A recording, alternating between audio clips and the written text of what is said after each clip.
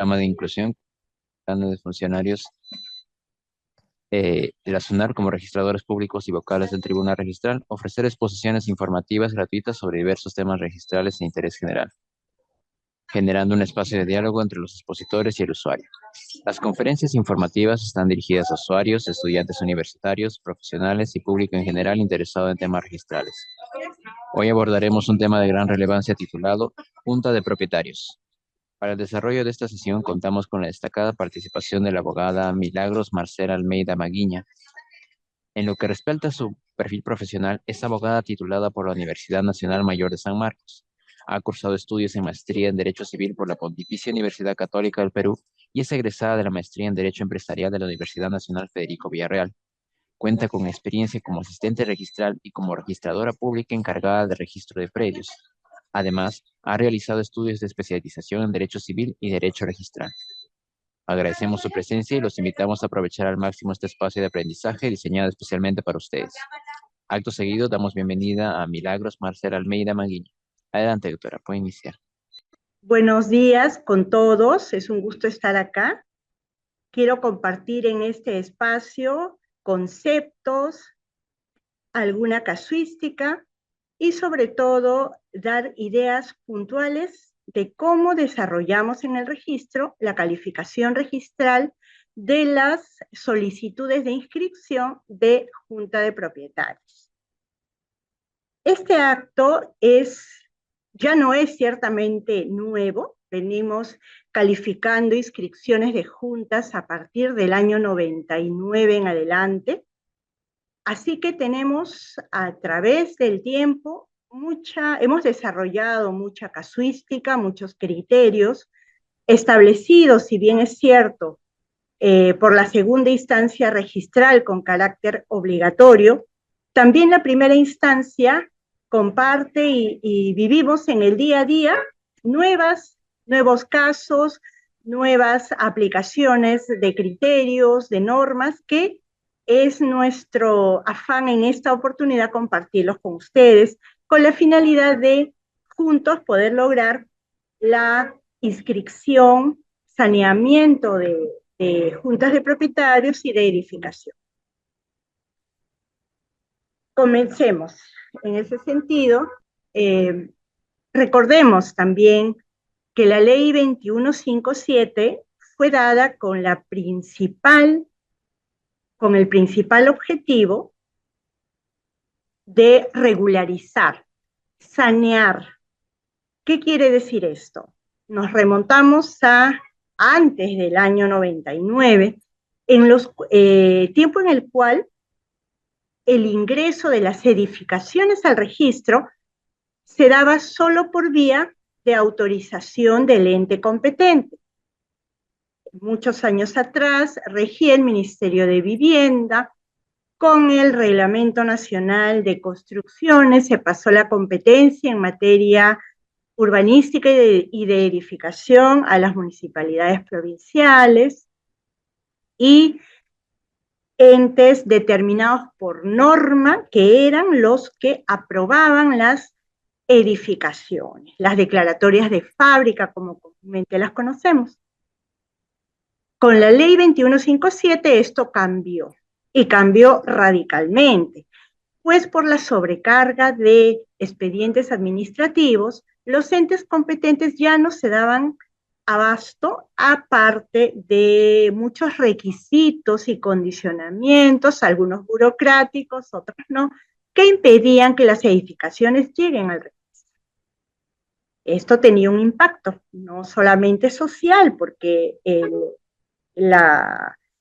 no había una formalización de nuestras viviendas, sino también económico, en perjuicio del propio propietario, porque no podía hipotecar, no podía disponer de manera como un objeto de garantía su edificación. Muchas veces no estamos hablando en la mayoría de los casos de casas únicas, sino de departamentos, edificaciones, galerías comerciales y otras unidades inmobiliarias más complejas que necesitaban acceder al crédito. Y esto no era posible en tanto no estuviesen registrados. Es así que el gobierno, iniciativa, viendo esta situación social, impone correcciones y da. Acá tenemos la normatividad aplicable, la ley 2157 y su reglamento, el decreto supremo 035, que inicialmente fue del año 2000, el 008-2000, donde se comenzaron a reglamentar no solamente el saneamiento de las edificaciones, sino propiamente el tema que nos ocupa hoy día, que es la creación de un ente abstracto sin personería denominado Junta de Propietarios. ¿Y para qué se creó la Junta?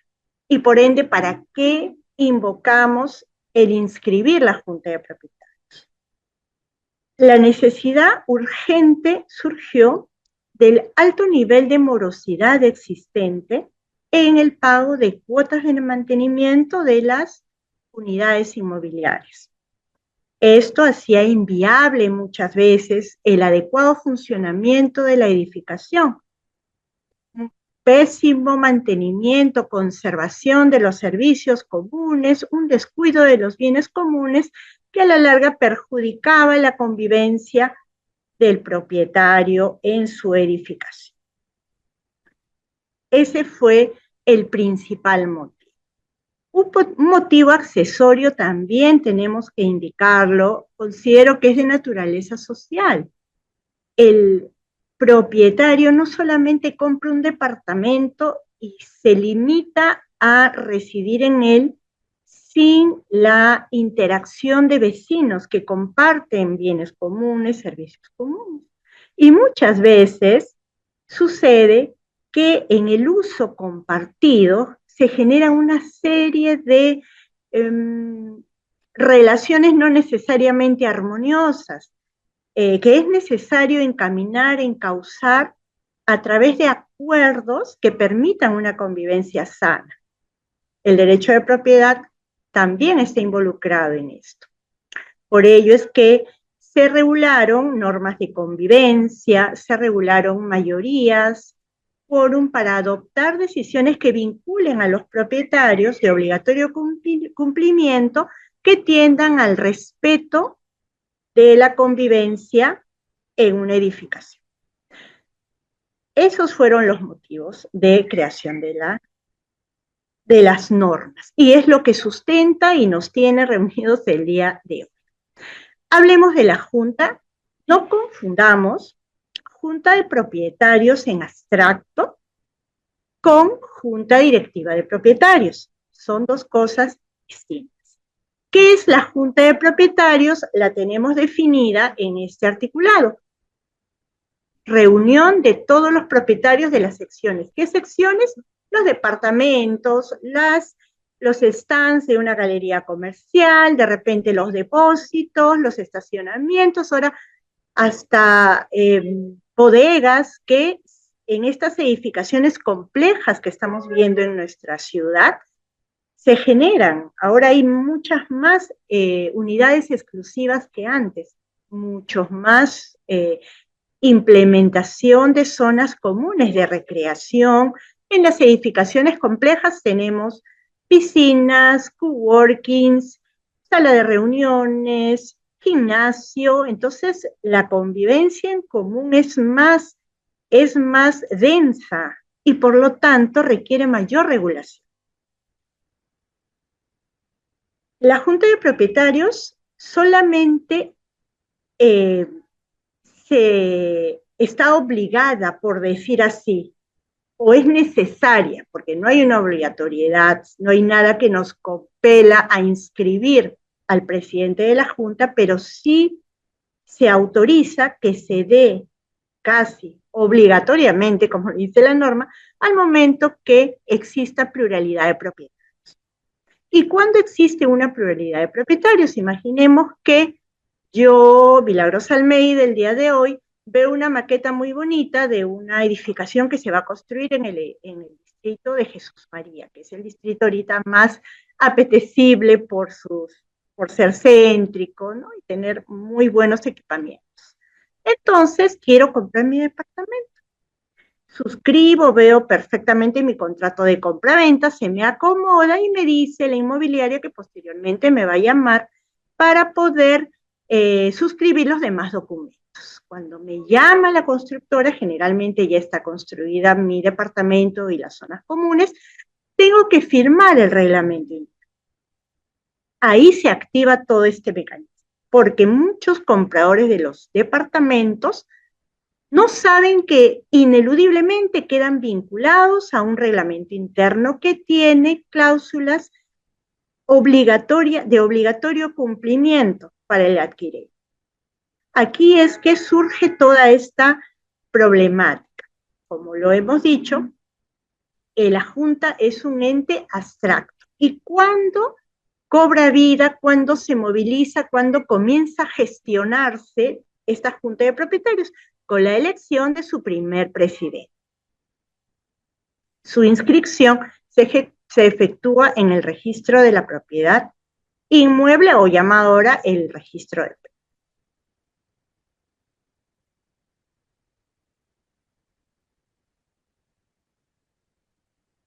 Acá tenemos referencias jurisprudenciales que he citado para entender bien que la Junta de Propietarios es un ente no personificado.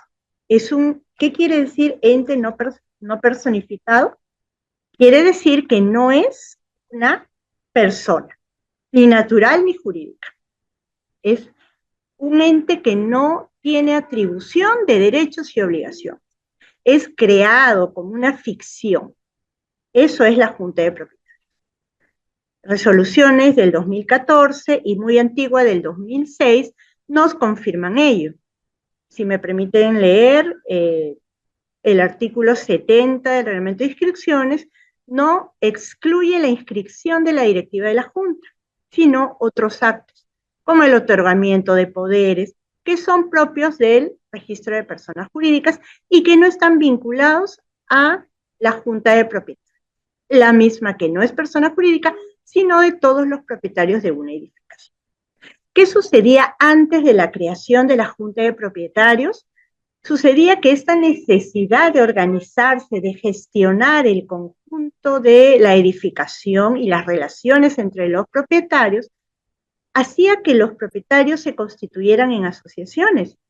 Y vemos muy frecuentemente que existen inscritas asociaciones de propietarios para darle movilidad, gestión a la edificación, ¿no? Con la dación de la norma ya no es necesario, porque la representación que tiene la persona, el ente no personificado, Junta de Propietarios, se va a dar a través de una junta directiva o un presidente de la Junta de Propietarios. ¿Y este presidente necesitará acaso de inscribir su representación en el registro de mandatos y poderes? Ya no, porque la norma le ha adicionado, le ha adherido, por decir así, implícitamente las facultades de representación procesal.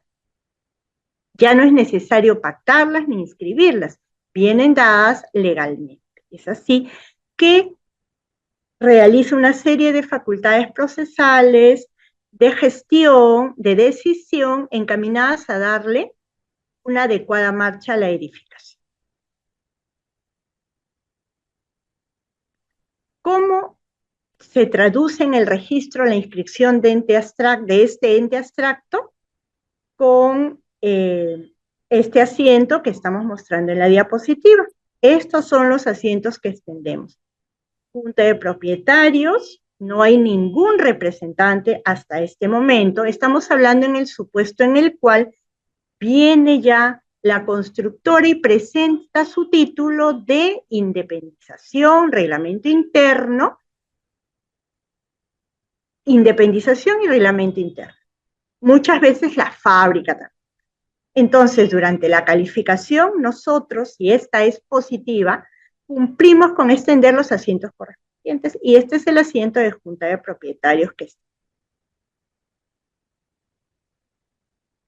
Posteriormente, el reglamento interno se inscribe, se venden y se inscriben las transferencias de estos departamentos, depósitos, llegan a inscribir.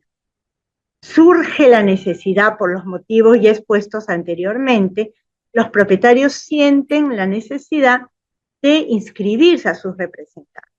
Entonces se reúnen en junta y deciden emitir los documentos que vamos a ver inmediatamente después e inscriben su junta directiva.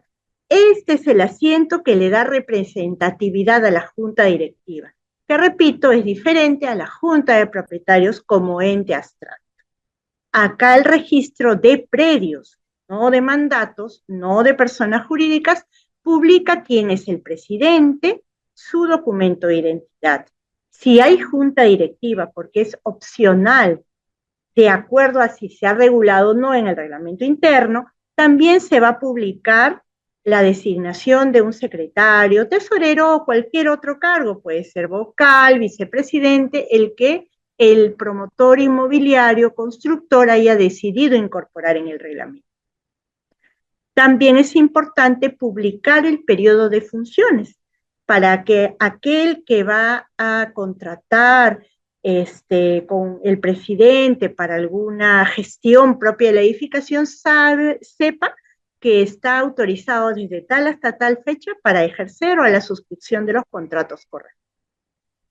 Y bueno, finalmente en el asiento hacemos referencia del documento donde se sustenta esta elección, lo cual vamos a explicar a continuación.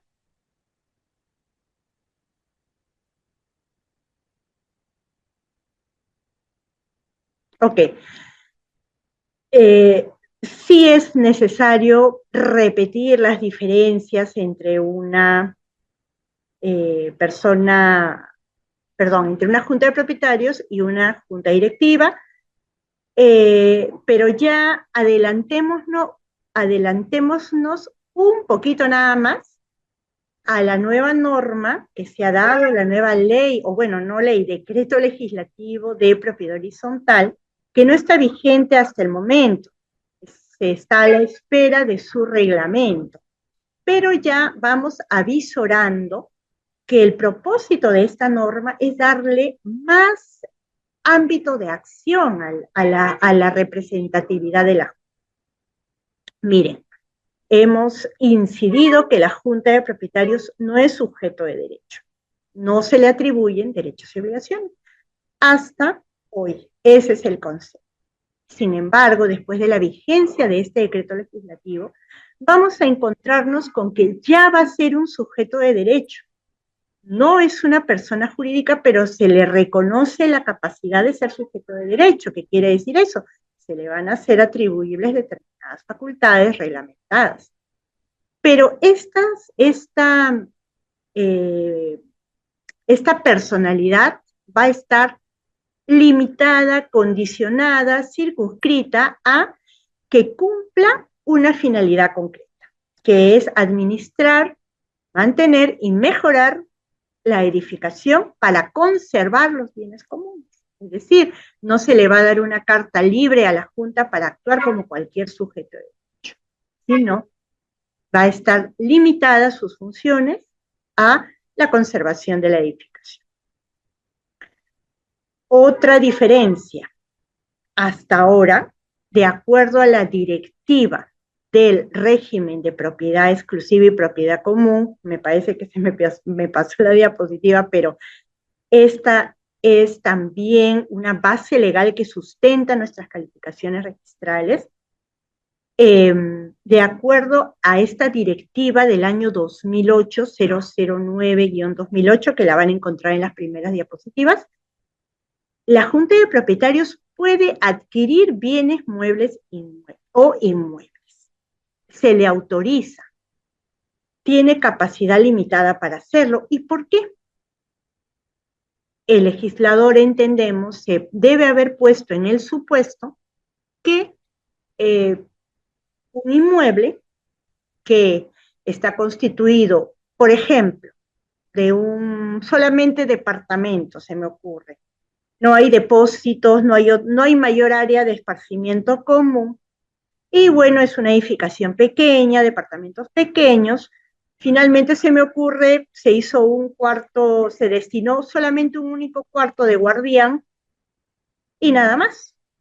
Con la pandemia, muchos de los edificios ya prescindimos, donde me incluyo, del cuarto de guardianía, de un vigilante, porque en el tiempo del COVID todos teníamos miedo de que el vigilante o un vendedor venga y nos contagie, muchos nos asustamos y dijimos, ¿saben qué?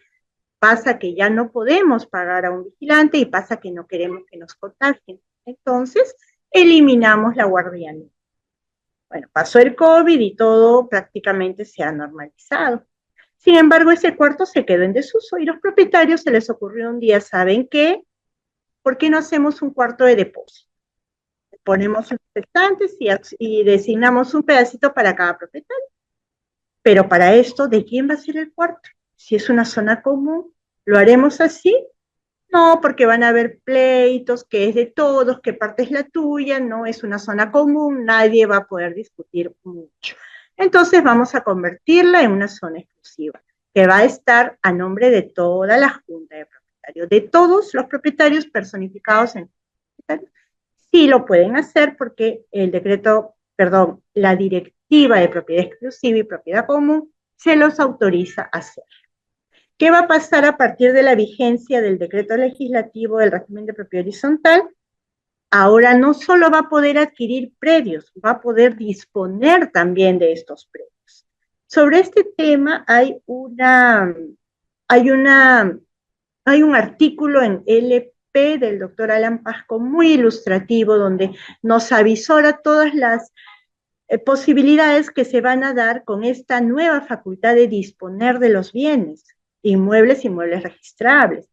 Porque en manos de quién va a quedar el supervisar, el calificar que esta disposición o adquisición está hecha con la finalidad de mantener la edificación, que es finalmente el límite que le está imponiendo la norma, administrar y mejorar la edificación.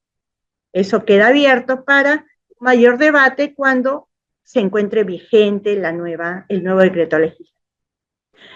Y bueno, en común de ambos regímenes, tanto propiedad exclusiva y propiedad común, como el nuevo régimen de propiedad horizontal, está lo que les mencioné, ineludiblemente un propietario pasa a formar parte de la Junta con la suscripción de su compraventa y formalizada a través de un reglamento interno.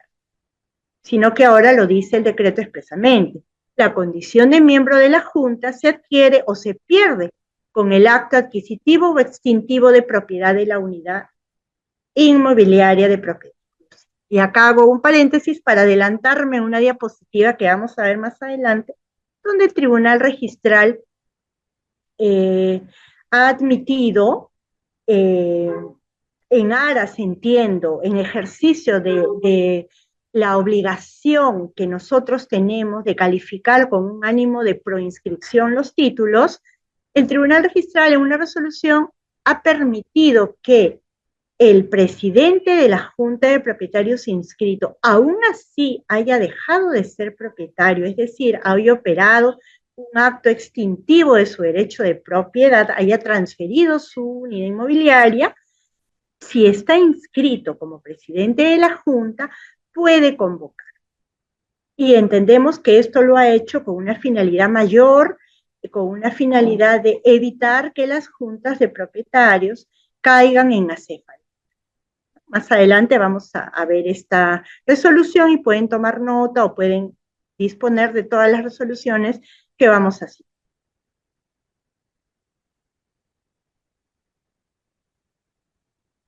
¿Qué aspectos son materia de calificación registral? Primero, la formalidad del acta. El acta de junta de propietarios está respaldada en el artículo 104 del decreto legislativo del notariado, principalmente donde nos definen cómo es la copia certificada de junta de propietarios. Adicionalmente también encontramos, como mencionamos anteriormente, también es base legal de nuestra calificación registral el reglamento de inscripciones del registro de personas jurídicas. Y también vamos a encontrar en los artículos 6 y 7 la definición de las copias certificadas que van a contener las actas En el caso del registro de personas jurídicas, bueno, actos de personas jurídicas. En el caso de propiedad inmueble, pues las actas de juntas de propiedad. A raíz de muchos problemas, muchas falsificaciones que hubieron, todos sabemos que en el Perú hay un alto índice de informalidad y por ende abundan las falsificaciones de los instrumentos públicos, de las actas, de los diferentes actos de de las personas jurídicas y ahora también de las juntas de propietarios.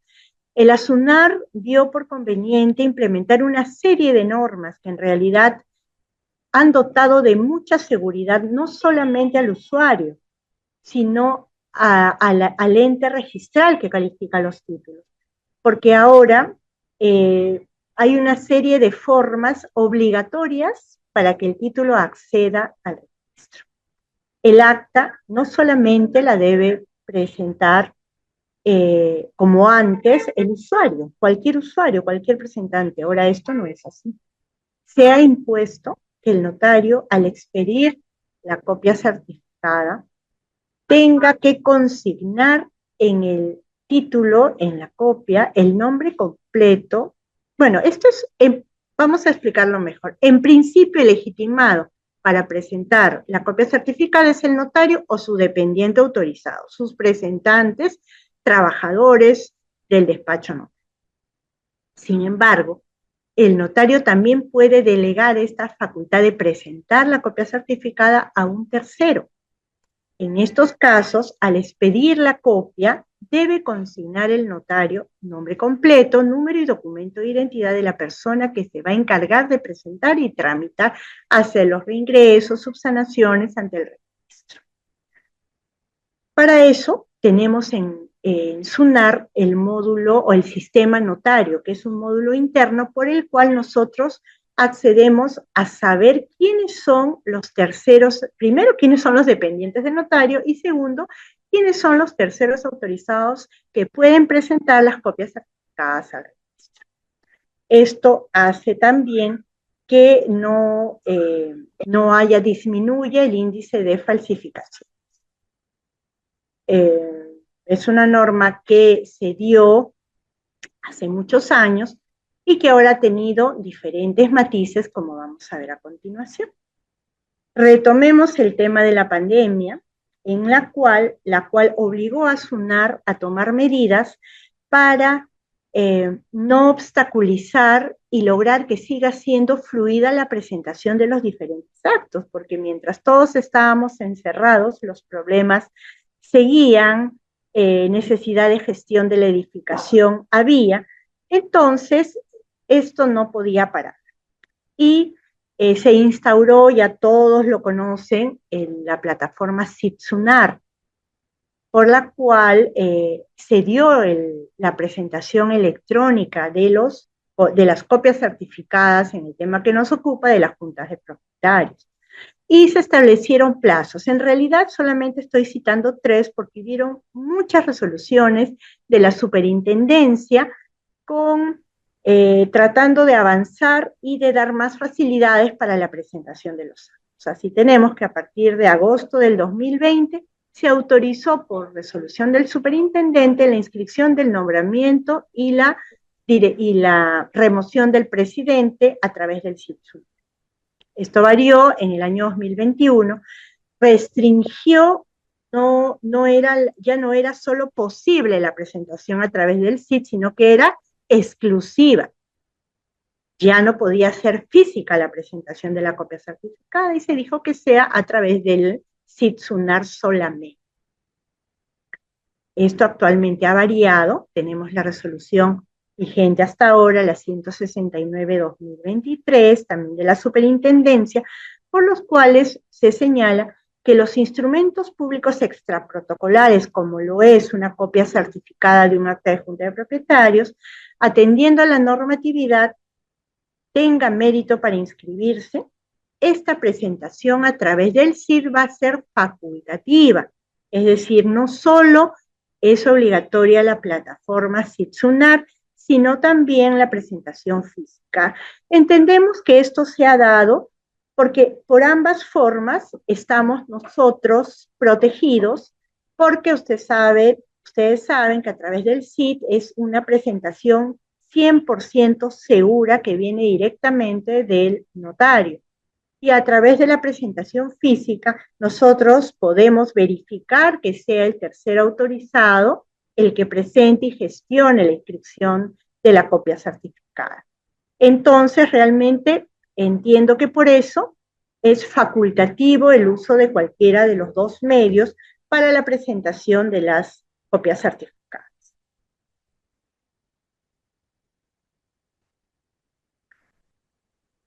Seguimos con otro aspecto que es de calificación registral. Y es muy importante porque nos permite ver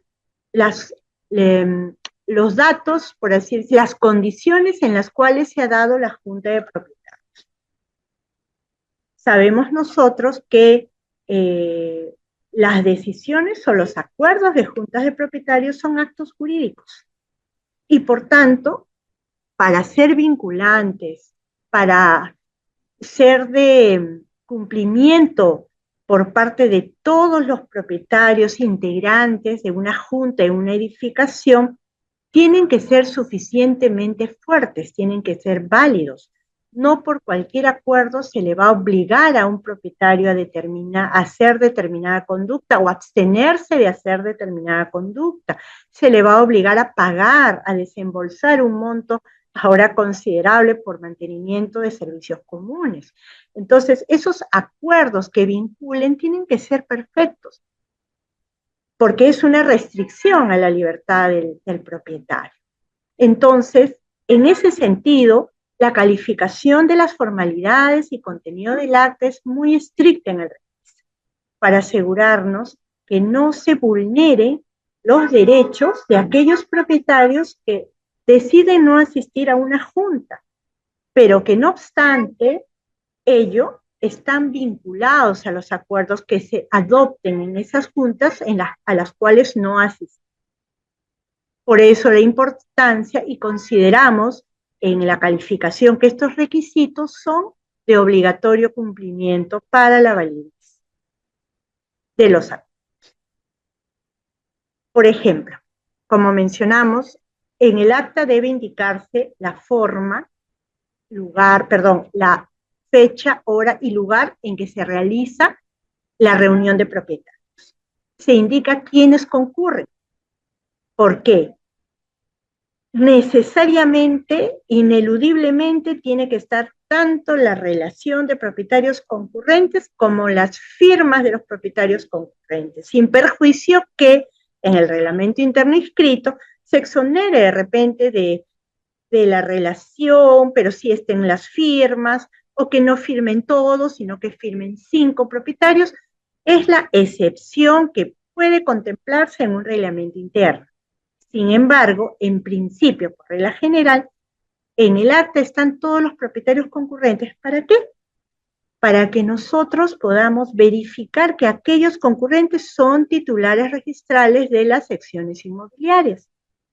Solamente con esa condición pueden tomar acuerdos válidos. ¿Y por qué calificamos o vemos que esté obligatoriamente el lugar? También es un requisito de validez de la Junta, porque tenemos un reglamento que nos dice que las juntas de propietarios necesariamente deben celebrarse en el predio. Más adelante también veremos una excepción a esta regla, muy justificada, desarrollada por la segunda instancia. Pero en principio, las reuniones se efectúan en el predio, en la fecha y hora exacta en que consta en la citación para la junta. También nos dice el artículo 149 que debe indicarse los porcentajes de participación y nos preguntamos los usuarios por qué. Si es que el registro tiene toda esta información en su poder, porque las partidas de independización señalan el porcentaje de cada propietario. también está en los títulos archivados del reglamento interno que sustentan estas partidas. Entonces, ¿por qué los tenemos que poner? Muchas veces hay que ponernos en la situación de los propietarios. También es engorroso ir de casa en casa y averiguar o pedir un WhatsApp, por favor, dime tu número de partida, tu porcentaje, para quien confecciona esta acta de propietarios. Entonces, hemos considerado ya por práctica registral en la primera instancia que si no tienen los porcentajes, no vamos a observarles, porque también es de aplicación ciertas normas de procedimiento administrativo por las cuales el registro público es una entidad administrativa. No podemos pedirle a los interesados información con la que nosotros mismos contamos. Entonces, si no está, no debería en principio ser materia de una observación registral. El nombre de las personas que actuaron como presidente y secretario de la Junta. Esto sí, y es de suma importancia, porque ¿quién se hace responsable, ante quién se acredita el propietario para asistir a la Junta? ¿Quién mejor que el presidente y secretario, que son los directores de la reunión de propietarios, para saber que sí es un propietario de la edificación el que está yendo a la Junta? ¿Ante quién se podría acreditar la representación con la que va? Por ejemplo, no va el propietario, pero va su abuelita o va su hija. Entonces, ese poder, esa vinculación, solamente concierne a los que están dirigiéndola, porque ellos, bajo su responsabilidad, están presidiendo. Los puntos de la agenda también es importante. La agenda es fundamental, porque si los propietarios ya en conversaciones internas ante una problemática específica han decidido no saben qué, tenemos que aumentar la cuota de mantenimiento, no nos alcanza para el pago de los gastos comunes. O tal vez saben que no, este tema de los perritos ya se está desbordando, los perritos han mordido a los niños saliendo del ascensor, etc. Cualquier problemática a abordarse tiene que estar claramente identificada en la agenda, porque si no, los acuerdos que se tomen en torno a ella no van a poder ser vinculantes. Y obviamente son el presidente y secretario de la Junta que actúan quienes van a dirigir que los debates y los acuerdos tengan una vinculación directa con la agenda propuesta. Tal es así que si no consta en la situación claramente la agenda, el propietario puede decidir no ir. Si es que, por ejemplo, considera que los temas que se van a tratar no son de su interés y no está obligado a ir. Pero sí le puede generar un perjuicio si se da cuenta que se discutieron y tomaron acuerdos respecto de un tema que sí le importaba tratar. Entonces es vital una agenda clara y lo más detallada posible. Traduciendo el tema de la agenda al tema registral, netamente, ya no de convivencia. Por ejemplo, si yo voy a modificar el reglamento interno, sería más conveniente decir en qué consiste esta modificación, porque el propietario que se puede ver afectado con esta modificación sabrá y querrá ir a votar. Por ejemplo, si se prohíben los perritos o si se prohíbe el uso del gimnasio, ya no va a ser gimnasio, sino va a ser coworking, y el señor trabajaba en virtual, o viceversa, ¿no? No va a ser coworking y el señor trabajaba en virtual, en remoto. Sí le va a interesar y por ende necesita y quiere aportar con su voto para obtener el acuerdo que le favorezca. Entonces, sí es de vital importancia una agenda clara. La modificación del reglamento para, por ejemplo, modificar el uso de la sala de usos múltiples, convertirla a coworking, o la modificación del reglamento interno porque queremos independizar la azotea y tenemos que darle un porcentaje y por eso vamos a tener que modificar todos los porcentajes de participación, u otro acto de mayor relevancia. Entonces, es importante una agenda clara y lo más específica posible. También el reglamento interno puede contener reglas que faciliten la suscripción. A esto me refería cuando el artículo 149 nos habla, por ejemplo, que todos los concurrentes deben firmar el acta. Es posible que el reglamento interno inscrito no diga ello. que diga que solamente la firmen 3, en cuyo caso, como vamos a ver más adelante, prevalece lo que el reglamento interno ha dispuesto. Porque, repito, uno cuando compra, no solamente compra su departamento, sino que se adhiere, ¿cómo se puede expresar? Se allana a todas las disposiciones del reglamento interno. Algunos también pensábamos o pensarán, debe decir también en el acta si es primera o segunda convocatoria. Eso no es tan necesario porque como para inscribir las actas, nosotros pedimos generalmente o nos traen cargos de citaciones cursadas o nos traen una constancia de convocatoria donde indica la fecha y hora de la primera y la segunda convocatoria. Entonces, fácilmente en la calificación registral, al ver la fecha, hora donde se celebró la reunión de propietarios, podemos deducir si fue en primera o en segunda convocatoria.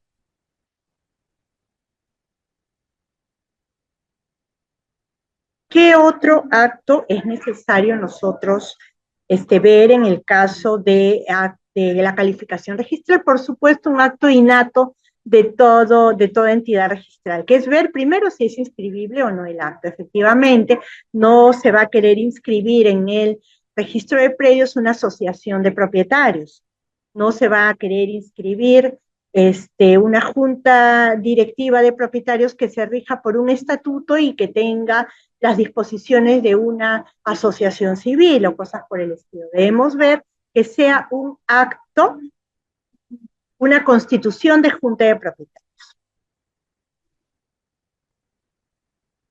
Los constructores, promotores inmobiliarios, al inscribir por primera vez sus independizaciones, traen, lógicamente, su reglamento interno.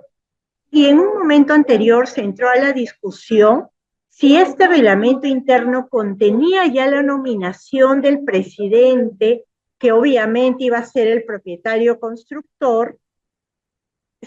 Como no había una pluralidad de propietarios evidenciada en el registro porque no se habían transferido las secciones exclusivas, no era merituable esta designación, porque no se cumplía el supuesto del 145 del reglamento de la ley 27157 que dice que se designará al presidente cuando hay pluralidad de propietarios.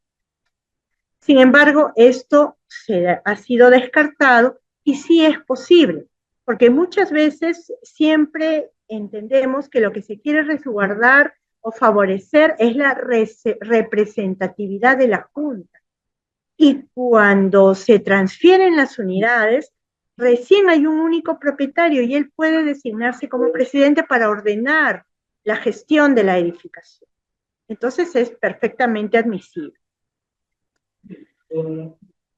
Hubo también otra discusión en el sentido que no era accesible el registro a la Junta de Propietarios si es que todavía no se había constituido el reglamento interno. Como mencioné al inicio, muchas edificaciones se han desarrollado, construido y desenvuelto al margen del registro. Entonces,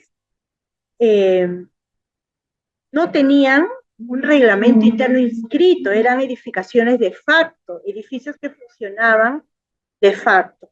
Entonces, por ahí se pensó, tú no puedes crear un ente abstracto, junta de propietarios, si previamente no has adecuado tu reglamento interno. Esto también ha sido un argumento descartado por la segunda instancia. Ahí tenemos una resolución muy antigua del año 9, donde nos mencionan que la adecuación del reglamento interno no constituye un acto previo para la inscripción de la directiva de junta de propietarios. Sin una convocatoria válida no hay acuerdos válidos. Tenemos la regulación de la forma de acreditación en los artículos 146 del reglamento de la ley 2157 y en el 87 del reglamento de inscripción. Ambas normas hacen claramente la salvedad que si es que el reglamento interno no ha dispuesto algo distinto, se van a aplicar estas formas de convocatoria. ¿Cuáles son? Yo tengo que convocar 5 días naturales antes de la celebración de la junta. ¿Para qué? Para que haya un tiempo razonable que el propietario se pueda enterar de la realización de esta junta. ¿Y mediante qué medio tengo que convocar? Por un aviso, contenido, carta, esquela, recuerdan antes los fax, el facsímil, correo electrónico o cualquier otro medio que permite dejar constancia de la entrega o recepción. Acá claramente entra el WhatsApp. También es admisible la convocatoria a través de WhatsApp y de medios, todo aquel medio que permita dejar constancia, sin dejar de lado los carteles publicados, porque funciona, y carteles publicados en vitrinas o pizarras de la edificación. ¿Qué más nos dice? Los requisitos de la convocatoria, día, lugar, hora y fecha de la reunión y las materias a tratarse, es decir, la agenda. Si la sesión no se celebra, se convoca nuevamente dentro de los 3 días de la sesión no celebrada. Pero también se puede pactar en distinto y puede ser en el mismo día. Y acá nos señala que las sesiones serán en el predio. Y el artículo 87 tiene por finalidad decirnos el porcentaje que debemos tener los propietarios, no el número de propietarios que deben convocar, sino el porcentaje que debe estar representado por los propietarios asistentes a la junta, que es no menos del 25%. Por ejemplo, 3 propietarios nada más pueden tener el 25%, o uno incluso si es la propietaria, un promotor inmobiliario que hasta ahora no ha vendido todas las unidades exclusivas. Entonces, es perfectamente válido que ese propietario pueda convocar. Ese único propietario, pero que reúne el 25% de las participaciones sobre los bienes comunes.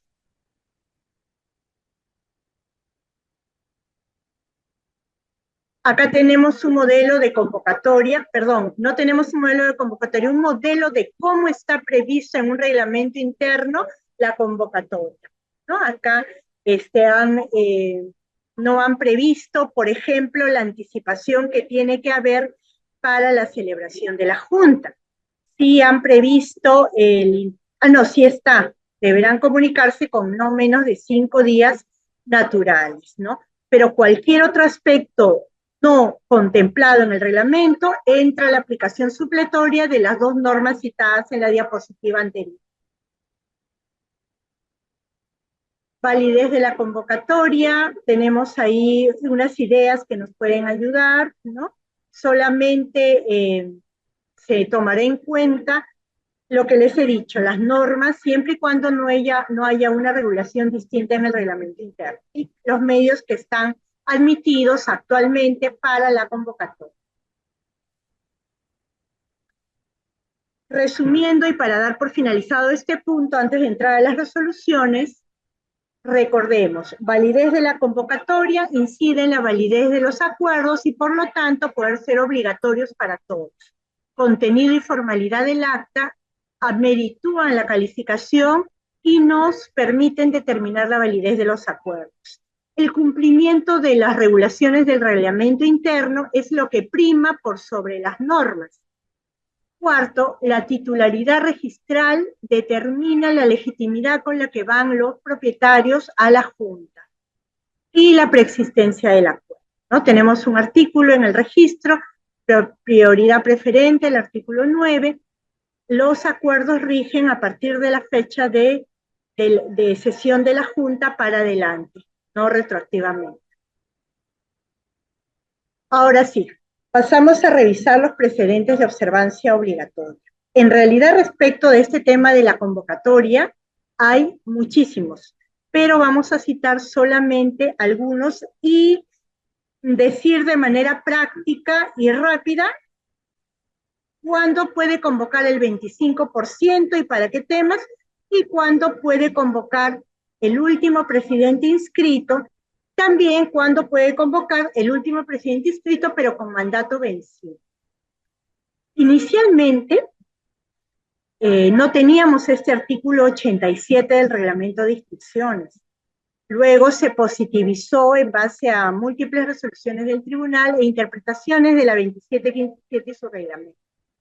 Y se dijo, nuevamente con el ánimo de darle operatividad a la Junta de Propietarios, que quede con representación. Cuando no hay un presidente inscrito, me puedo reunir con los propietarios y constituir un 25% y acreditar para cualquier tema, sea para elegir un presidente, para elegir una directiva, para modificar el reglamento, para crear cláusulas de convivencia, el 25% de los propietarios. Con el 25% se puede lograr casi todo en la Junta de Propietarios, gestionar cualquier acuerdo. Pero ¿qué pasaba cuando sí había un presidente, pero su mandato había vencido? Inicialmente se tachaban los títulos. Caducidad, la caducidad implica que muere el derecho.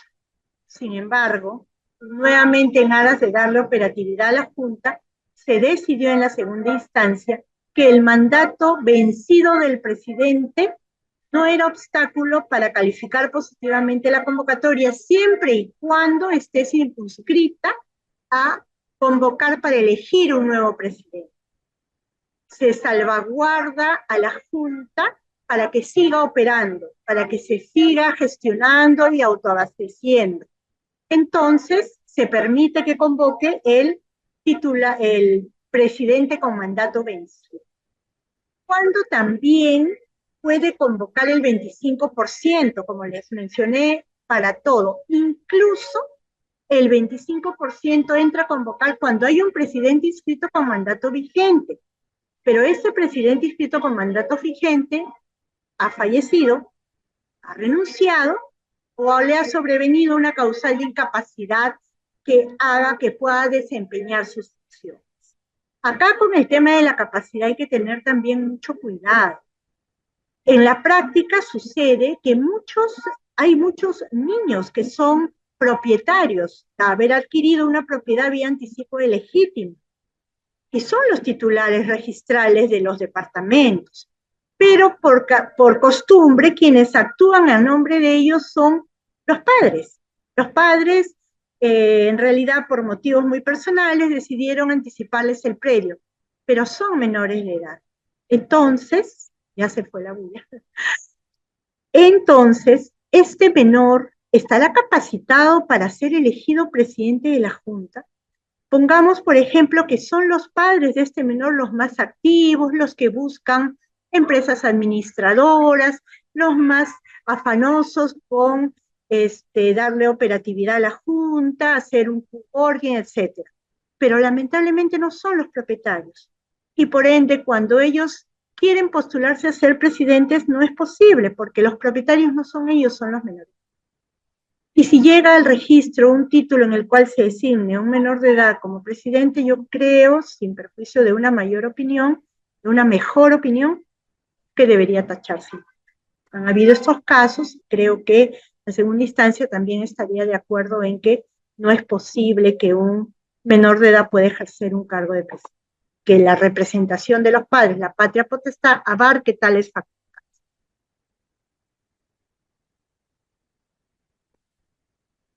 Vamos a hablar acá de la representación, que también nos puede ayudar por muchas dudas que se dan generalmente en las juntas, en los edificios. ¿Por qué? Para este 25%,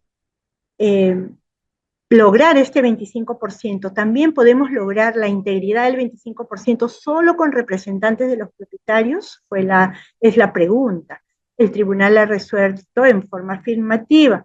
Basta que la persona que otorga la declaración jurada de convocatoria, en caso que se acredite a través de declaración jurada, manifieste que ante él que se acreditó la representación. Es decir, el 25% también puede estar compuesto por los representantes. Y acá les quiero mencionar dos temas importantes. El acto de elección de junta de propietarios es un acto de administración, no es un acto de disposición. Para elegir al presidente basta que vaya uno solo de los integrantes de una sociedad conyugal. No es necesario que vayan los dos ni que uno le dé poder. Segundo caso, en el caso de los copropietarios, tampoco es necesario que vayan. Tenemos el artículo 973 del Código Civil, donde cualquiera de los copropietarios puede asumir la representación a favor de los demás copropietarios en actos de administración. Y en el caso de las sociedades conyugales tenemos el 315 del Código Civil. Muchas dudas hay respecto de este tema en los edificios.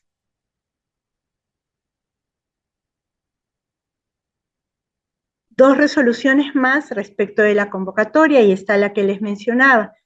El Tribunal Registral, en una resolución del 2023, ha permitido que el último presidente inscrito con periodo vencido pueda convocar aún ya no siendo titular, siempre y cuando solamente convoque para elegir a un nuevo representante. Y otra resolución del año 2023 también nos detalla la importancia de la acreditación de la convocatoria y nos reafirma que no solo es la constancia, sino también pueden ser las esquelas de recepción, las comunicaciones cursadas a los propietarios. Y nos hace esta diapositiva, he reproducido también los requisitos que deben tener las constancias de la convocatoria, que son importantes. ¿Y por qué son importantes? Porque, volvemos a mencionar, la validez de los acuerdos depende de una convocatoria válida.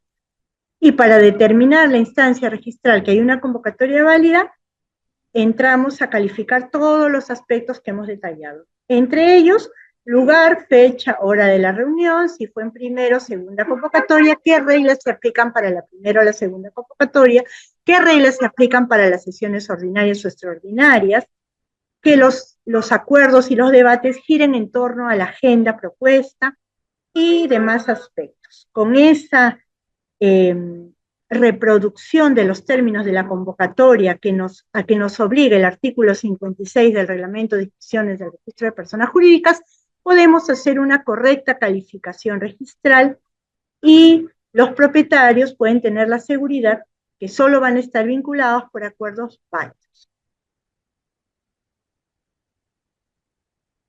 Acá tenemos otras resoluciones también muy interesantes, donde nuevamente destaca la prevalencia de las disposiciones del reglamento interno.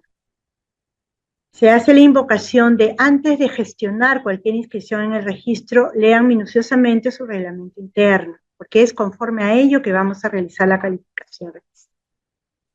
Dice el tribunal que la convocatoria que se realiza sin cumplir el plazo de antelación señalado en el artículo 146 es un defecto insubsanable que amerita la tacha sustantiva. ¿Por qué? Porque la regla estaba establecida en el reglamento interno, y si no lo estaba en el reglamento interno, estaba en la norma, 5 días antes. Si se convoca con un día de anticipación, ese acuerdo es nulo, se procede a la tacha sustantiva del. En igual sentido, si me dicen que debe haber un lapso de intermedio, de intervalo de 3 días entre primera y segunda convocatoria, y no se respete ese intervalo también amerita la tacha sustantiva del título presentado.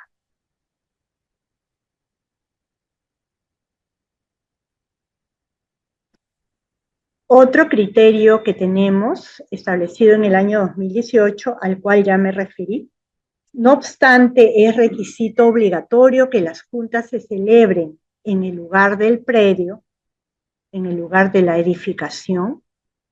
La excepción dada por el tribunal fue en caso de que sea inviable llevarla a cabo en el edificio. ¿Y cuándo es inviable?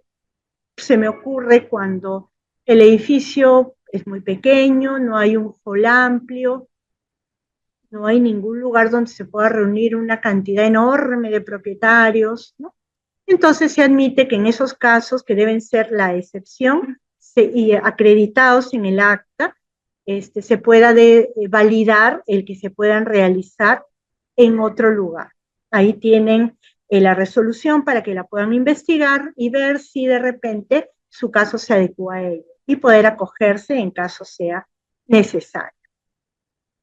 Esta excepción también no solamente fue dada en el 2018 antes de la pandemia, pero vemos que en la pandemia se tuvo que dar tal cual, porque se incorporaron las sesiones virtuales de las juntas de propietarios. Entonces, este tema del predio es doblemente relativizado, pero siempre que medien causas justificadas o reglamentarias, como lo vamos a ver en el caso de las sesiones virtuales.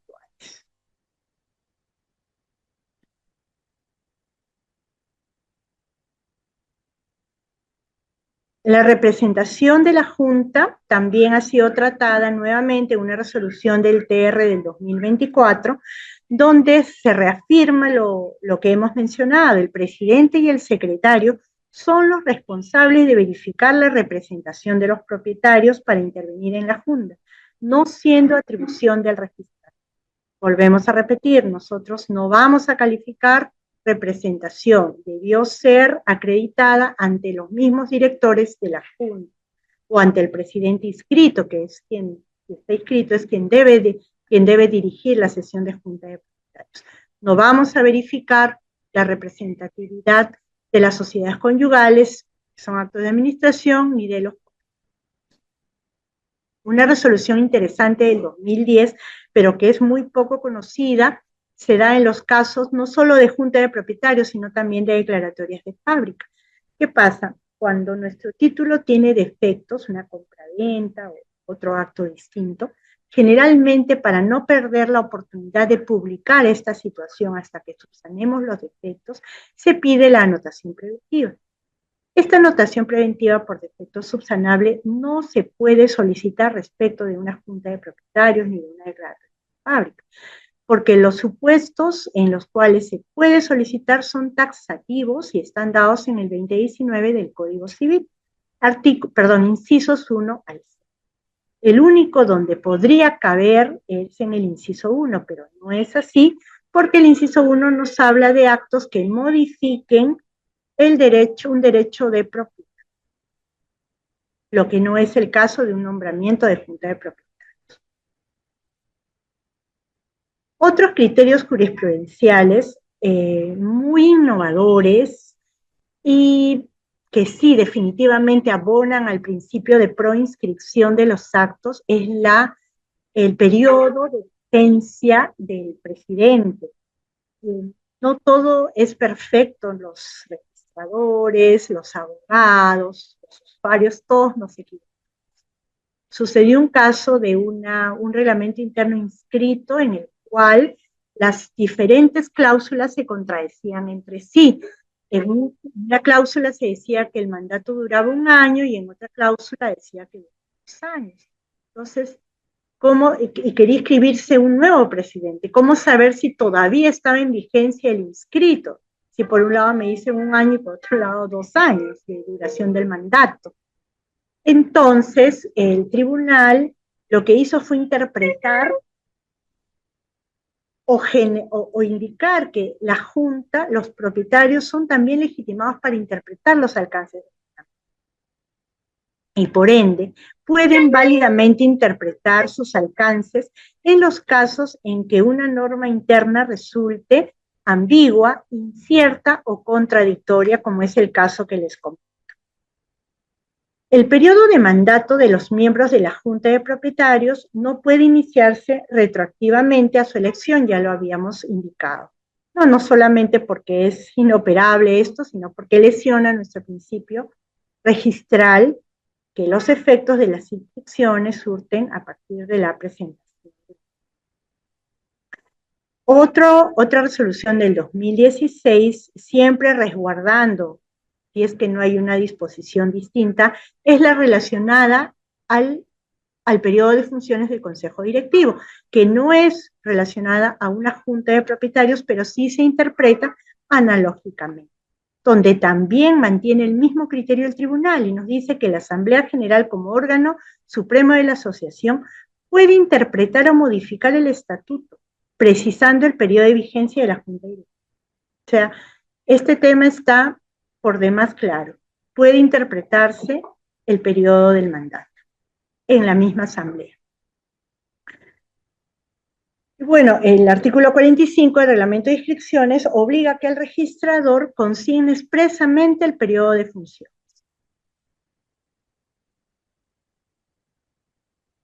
Este es el último tema que nos va a ocupar y no el menos importante porque actualmente tenemos muchas tachas sustantivas por este tema.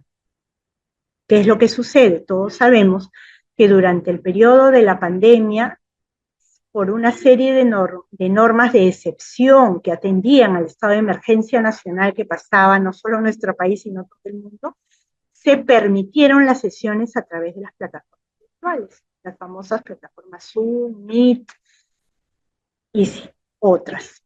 Entonces, durante este tiempo, en el año 2021, por ejemplo, tenemos esta resolución donde nos señala: procede a admitir la realización de sesiones no presenciales de la Junta, aunque esta modalidad no esté prevista en el reglamento, estando el mandato de no discriminación y principio pro homine que justifica la aplicación analógica del decreto de urgencia 2020.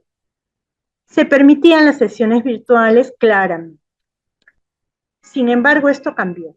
Cambió y con un gran desconocimiento por parte de los propietarios, porque ya no estamos en un estado de emergencia que justifique que se siguen realizando sesiones virtuales.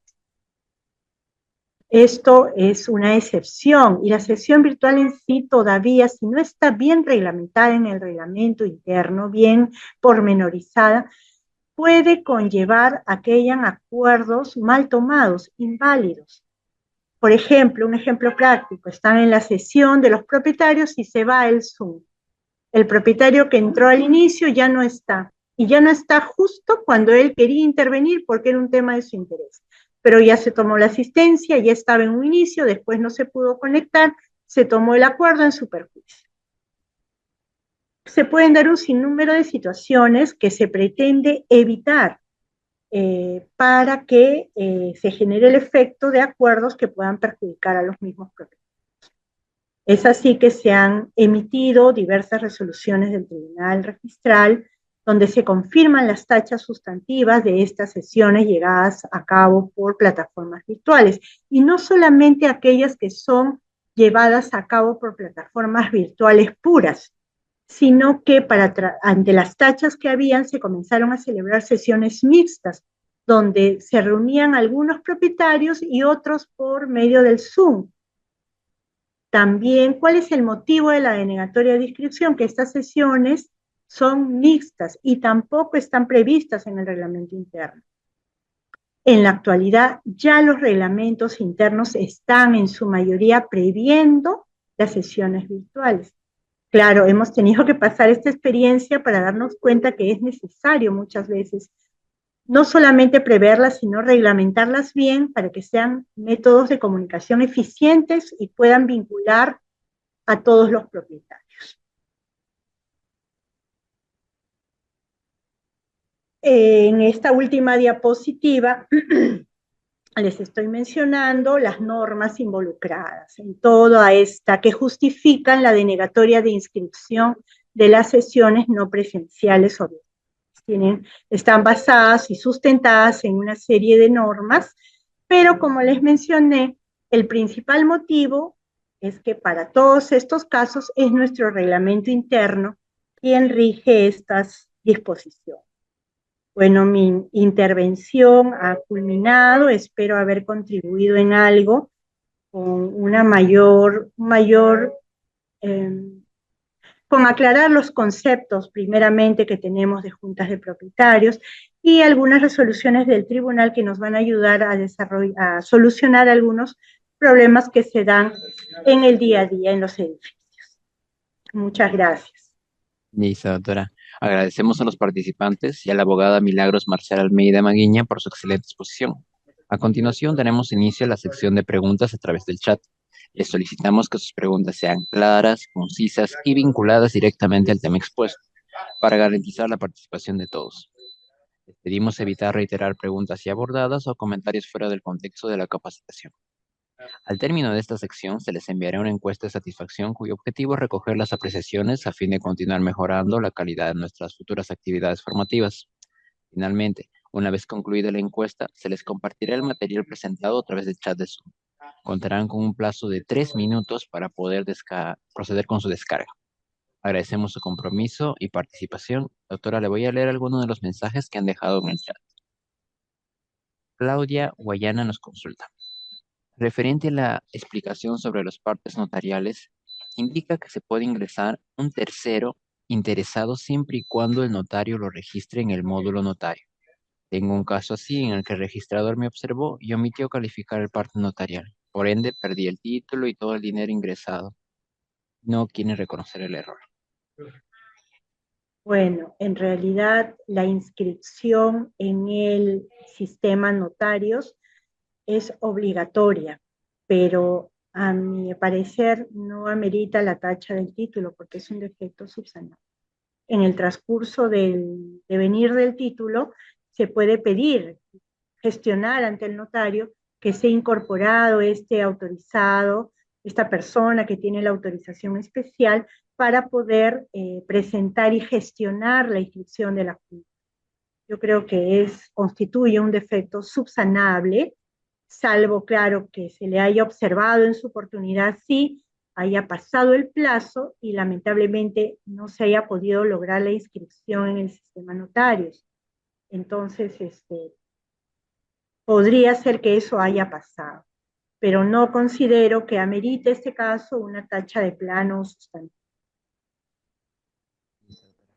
Renzo Reategui nos consulta. ¿Es posible que la Junta de Propietarios prohíba la tenencia de mascotas? A ver, le agradezco su pregunta, porque en realidad es un tema muy recurrente, muy recurrente, pero donde la calificación registral no incide mucho. A ver, vamos a tratar de ayudarlo, porque yo también vivo en un edificio, creo que todo Lima vive en un edificio, y estamos involucrados en esta problema. ¿Es posible? Sí. Sin embargo, hasta donde yo recuerdo, hace un par o 3 años, un par de años vamos a decir, hubieron sentencias del Tribunal Constitucional en este sentido, que impedían que se prohíba la tenencia de mascotas de perros. El tema fue un perrito. Como toda sentencia del Tribunal Constitucional ustedes saben, tiene una fuerza poderosísima. Sin embargo, en la práctica, uno no puede decir, ¿sabes qué? El TC ha dicho sí puedo tener mi mascota. El TC lo puede decir, pero los llamados a incorporar ese criterio, a no prohibir las mascotas, es el reglamento interno. Y desgraciadamente, digo desgraciadamente porque pocos conocemos de estos temas, a veces pues ni leemos los reglamentos internos cuando compramos nuestro departamento.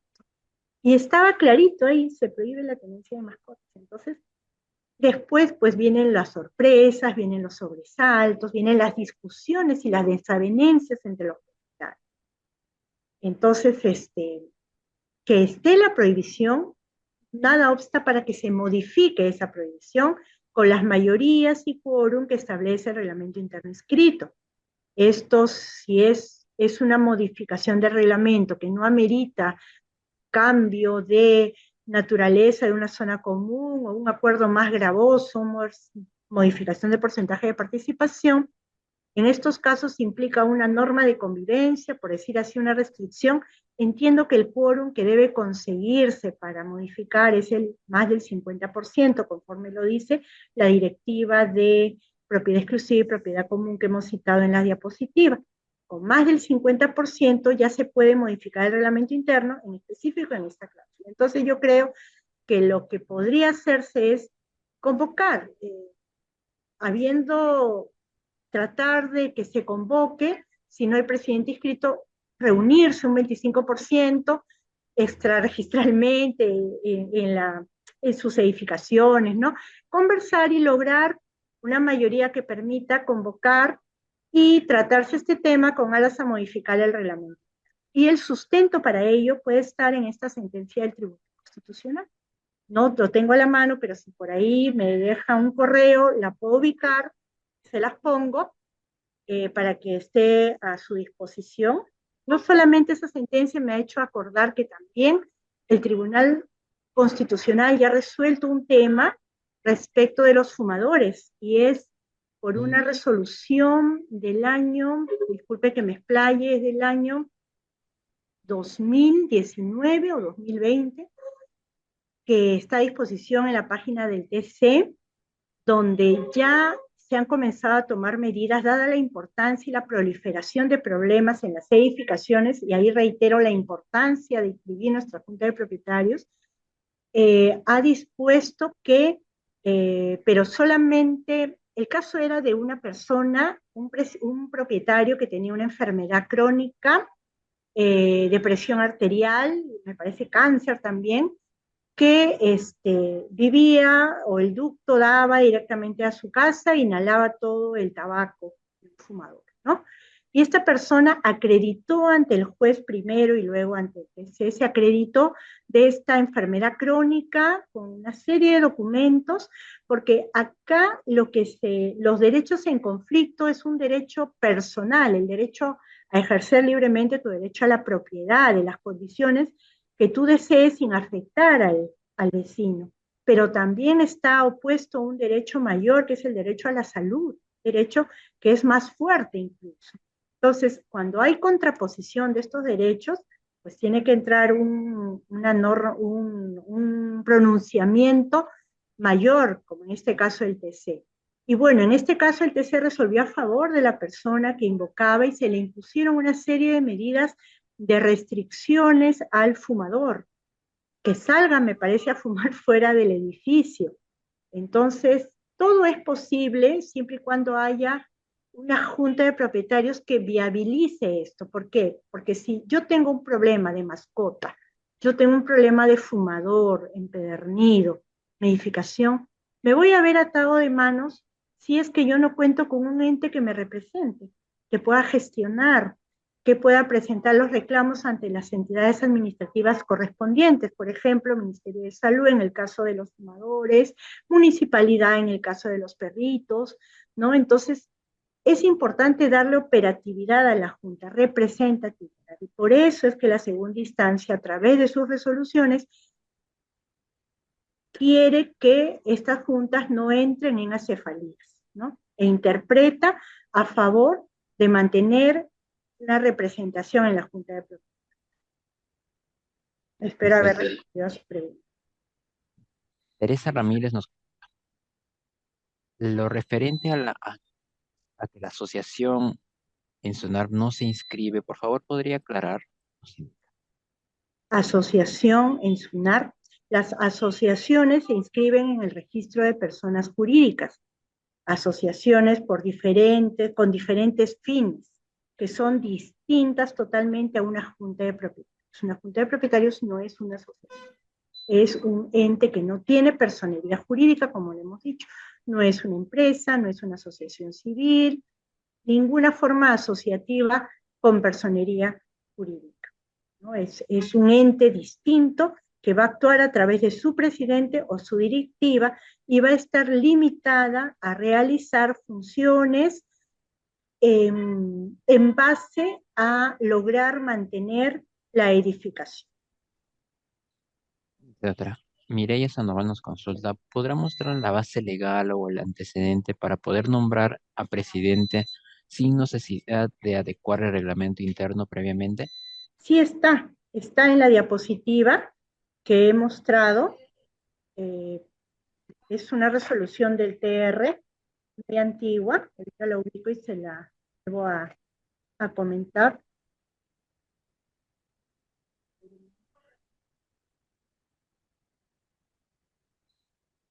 Sí es un tema debatible, ciertamente. Si se quiere, es muy normativo, ¿no? ¿Cómo es posible inscribir algo que no existía cuando, cómo es posible inscribir un ente que no existía en una legislación anterior? Pero sí sería importante que ubique la resolución y que lea las consideraciones que ha tenido el tribunal para permitirlo. Acá está.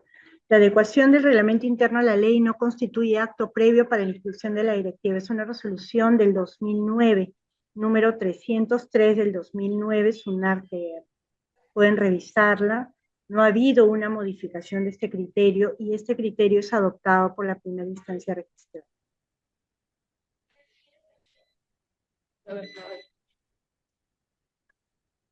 Puedes ponerlo de nuevo. ¿Alguna otra pregunta? Sí, lo dejamos ahí. Uno, si ya copiaron. Igual, la diapositiva y el material presentado por la doctora se va a poner a disposición de los participantes para descargarlo al finalizar la sesión. Pasamos entonces a la Ok. siguiente pregunta. Eh, Giovanna, quien indica que si un padre tiene dos hijos y un inmueble de dos pisos, da en anticipo de legítima un piso para cada hijo. En este caso, el padre puede dar además como anticipo de legítima a un solo de esos dos hijos los aires. Sí, sucede mucho. Sucede mucho. El problema es la operatividad o la traducción en el registro de este tema, porque, a ver, generalmente los anticipos, las sucesiones intestadas se refieren de manera abstracta a los inmuebles, ¿no? El primer piso para tal, el segundo piso para tal, pero realmente no hay una edificación. Perdón, todavía no hay aires constituidos, todavía no hay una regularización, muchas veces, no en todos los casos, de la edificación, o habiéndola, Mm. no se adecúa a los términos de los anticipos, de las sucesiones intestadas. Hay muchas observaciones en este tema. Yo entiendo que la pregunta va dirigida a que el beneficiario de los aires quiere una partida que diga de que ha obtenido en anticipo los aires, pero para eso necesitamos ejecutar una serie de actos previos. El principal es desafectar en caso que los aires no estén reconocidos como tal, no estén reconocidos, perdón, como secciones exclusivas, necesitamos desafectarlos. Y acá entra también el mecanismo de reunión de junta de propietarios, pero ya no para elegir al presidente, sino para efectuar otros actos distintos, que son modificar el reglamento interno, modificar porcentajes de participación, darle un porcentaje de participación a los aires y poder inscribir sin que, claro está, una vez superadas posibles observaciones que se hagan, los aires a favor del anticipado, ¿no? Es perfectamente posible, pero tiene que haber una base fáctica, se tiene que cumplir los requisitos de las directivas, de las normas de propiedad horizontal, para que se le pueda dar una partida registral a esos aires. Tiene que haber un acceso físico a esos aires, o en su defecto un área destinada como zona común a futuro para dar acceso a esos aires y cumplir una serie de requisitos que establecen las normas de propiedad exclusiva, propiedad común y de edificación. Katia Malma nos consulta, pertenezco a un edificio donde el propietario transfirió todas las secciones. Al regularizar la fábrica, se inscribió el reglamento interno y automáticamente, por ser propietario, se nombró como presidente. Ahora él sigue siendo el presidente y administrador. No quiere publicar recibos, cobra lo que se le da la gana, contrata servicios y nosotros tenemos que pagarlo sin saber si el servicio se realizó o no. Se le pide que convoque para formar una junta de propietarios y aduce que la suma de porcentajes que él tiene, con apoyo de sus familiares, quienes son propietarios del edificio con más del 50%, y los familiares dicen que no quiere formar la junta de propietarios. ¿Qué podemos hacer nosotros que somos una minoría? Llegamos al 25%. Y pues ahí está la importancia de, bueno, aunque en realidad pues yo si hubiera estado en ese caso antes de comprar, hubiera visto que iba a comprar, de repente me parece que el edificio puede haber sido construido por eh, una autoconstrucción, un señor que decidió hacer una asociación en participación, reunirse con sus familiares, levantar un edificio y después vender, habitar unas y vender otras, ¿no? Entonces, de antemano se iba a saber que ellos iban a tener una mayoría, que iban a tener una mayoría. Mire, la verdad, eh, Es importantísimo en este caso, la única ayuda que le puedo dar es que revise bien su reglamento. El propietario, perdón, el presidente no es eterno. Hay un mandato, hay un mandato y con fecha de caducidad. Revise su reglamento interno. Si es que lo más probable es que, si usted me habla que es una edificación y avisoro de que este problema lo tienen hace mucho tiempo, su mandato debe haber caducado. Y si su mandato caduca, solamente está legitimado para convocar, pero ya no puede hacer o propiciar otros actos distintos a convocar. Hablando en cristiano con ellos, conversando, haciéndoles llegar estas normas, eh, pero para esto obviamente el reglamento interno tiene que establecer claramente el periodo de vigencia y comprobar ustedes que el periodo de vigencia ya pasó. Generalmente es de 2 años, la mayoría de los reglamentos internos acogen el reglamento interno modelo, son 2 años. Entonces él ya no tiene legitimidad para hacer otros actos distintos a solo convocar para nombrar a un. Yo entiendo que eso ya, si se complejiza, puede llegar a la vía judicial, pero yo aconsejaría que primero se le oponga el reglamento interno, ver si ya no tiene caducidad, perdón, si ya no tiene representatividad, puede reunirse el 25% y decirle, ¿sabe qué? Tú estás legitimado para convocar, nada más, tu mandato caducó. El 25% es un poder y es un porcentaje que genera un poder para poder convocar a un nuevo presidente. Y conjuntamente o en forma separada lograr de repente otros acuerdos para liberarse de esas imposiciones que está señalando que se han hecho de manera arbitraria. Entonces, yo entiendo que ver primero que ha caducado. Si ha caducado, inmediatamente oponerle, dar estas resoluciones, investigar más el caso, ¿no? Y decirle que no tiene legitimidad para seguir dirigiendo el edificio. Si no hay una respuesta positiva, lamentablemente ese tema se va a tener que judicializar. Doctora Katia Malma nos consulta, ¿qué tipo de documento debe presentar un representante de un propietario en una asamblea? ¿Qué tipo de documento? Ah, ya, el representante. Bueno, el documento, como reitero, nosotros, el ente registral no lo evalúa. Se presenta ante el presidente inscrito, que en principio es quien va a dirigir la Junta, o ante los directores de la Junta, ¿no? Si recién se va a elegir un primer presidente. Y generalmente es un documento simple, eh, no con firma legalizada ni un poder, o si hay un documento mejor como un poder, por supuesto, tengo que presentar mi poder ante el presidente, y con eso basta. Ahora, generalmente las esquelas de convocatoria se consigna y el representante puede acudir a la Junta de Propietarios con un documento señalando su número de documento, su nombre completo y en representación de. Ya es responsabilidad del presidente inscrito o de los directores de la asamblea el ver que esta representatividad es veraz. ¿Y cómo se puede saber? Generalmente en los edificios va la abuelita o va el hermano o va el hijo en representación de un familiar. Doctora, lastimosamente ya nos hemos quedado sin tiempo, ha transcurrido muy rápido. Necesitamos estos últimos minutos para que pueda dar su despedida a los usuarios y en una próxima oportunidad poder atenderlos a los que faltaron. Muchas gracias por la oportunidad, a SUNAR, para compartir los conocimientos y los acuerdos y resoluciones precedentes del tribunal que nos ayudan a todos, ayudan a los usuarios porque van a estar más informados y elaborar, confeccionar sus títulos con mayor conocimiento, obtener las inscripciones que ellos necesitan para el adecuado desenvolvimiento de su edificación, evitar que se lesionen sus derechos. El derecho de propiedad es muy importante.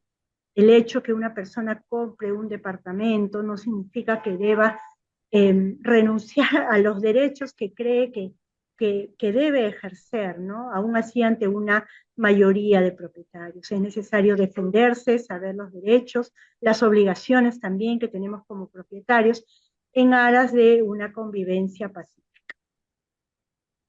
Listo, Gracias doctora. nuevamente a todos y tengan una muy bonita tarde. Agradecemos la participación de cada uno de los presentes, así como la valiosa intervención de la abogada Milagros Marcela Almeida Maguiña, de quien esperamos tener su participación en una próxima oportunidad para abordar las consultas de los demás participantes.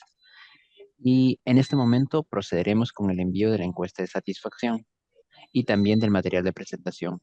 Asimismo, los invitamos cordialmente a inscribirse en la próxima edición de Sonarte Capacita. Muchas gracias. Gracias.